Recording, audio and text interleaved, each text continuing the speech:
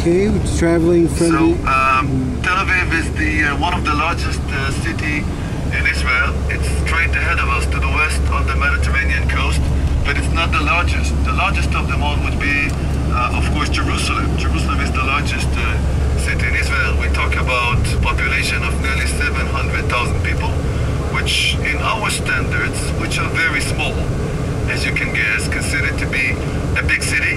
Tel Aviv would be roughly the half of that number. We speak about something like 350,000 people that lives over there, but it has a lot of neighborhoods and suburbs around, and the airport is out, situated east, out from those suburbs, and the whole area that you're going to be driving through today with us is considered to be quite crowded and densely populated, because around the city of Tel Aviv you'll have, it's a big metropolitan. The metropolitan of Tel Aviv, Jaffa, you'll have a lot of towns and cities that were built through the years around the area of Tel Aviv, from a simple reason, because that's where most of the economy is concentrated, and that's where most of the working places and labor places would be situated. Okay, so you're going to have that, and I will tell you right away that there'll be a big difference between the city of Tel Aviv, okay, and you're going to see this difference today when you compare that to Jerusalem. Jerusalem is a totally different other story. Jerusalem is the capital of the modern state of Israel. Jerusalem also have the ancient nucleus of the old city of Jerusalem, with all its importance to Muslims, Christians, and Jews, all the ancient holy sites. So I would say it would be a more complex city that is consisted on all kind of political important issues of nowadays, and all kind of very important religious historical issues of the past, and all of those phenomena somehow try to coexist inside Jerusalem, and that gives it a different appeal or approach or appearance. While Tel Aviv would be more, tell you the secret before you get there, in a general description, more of one of those modern European big cities that you may visit when you travel to Europe, modern, with all the facilities you might expect and the comfort, okay? And much less of a religious, spiritual city. Much less, I would say, when you compare that to Jerusalem.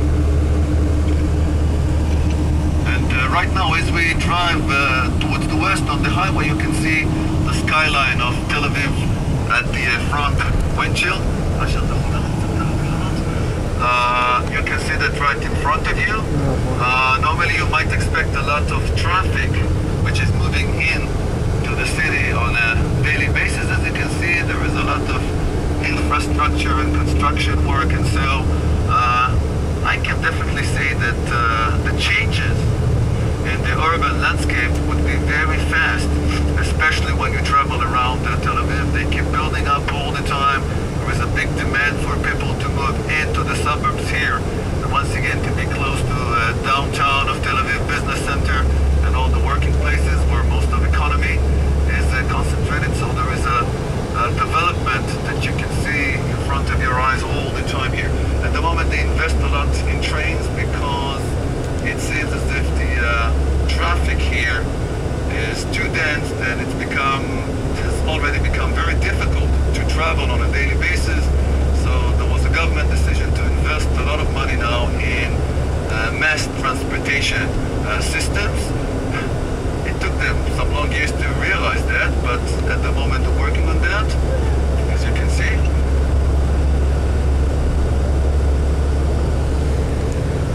Now we're heading to the south part of Tel Aviv, to the old city of Jaffa, when the population is a bit different than I said. Most of the population in Tel Aviv would be a Jewish population, okay? The part that we call Jaffa would be a mixed populated area of mainly Jewish people and Arab people. Now the Arab people in Jaffa will represent two major streams of belief here in Israel, and that would be Eastern type of Christianity, Christian Arabs, and Muslim Arabs, that altogether all of them coexist in that region that we're driving to now, Jaffa, which has some very interesting ancient sites to show, and some very nice atmosphere as we were gonna take now a nice, easy stroll through the ancient alleys of Jaffa. So Tel Aviv would be a much more modern city. It was celebrating last year 100 years to its establishment. So it's a modern city which is only 100 years old. That would be very rare, an exceptional thing on your tour, because most of the cities and towns we're going to deal with would be ancient ones from the days of the Bible, the days of the New Testament, and so Tel Aviv is an exceptional thing. But we're going to fix it up right away when we go to Jaffa, because Jaffa has an historical background of nearly 5,000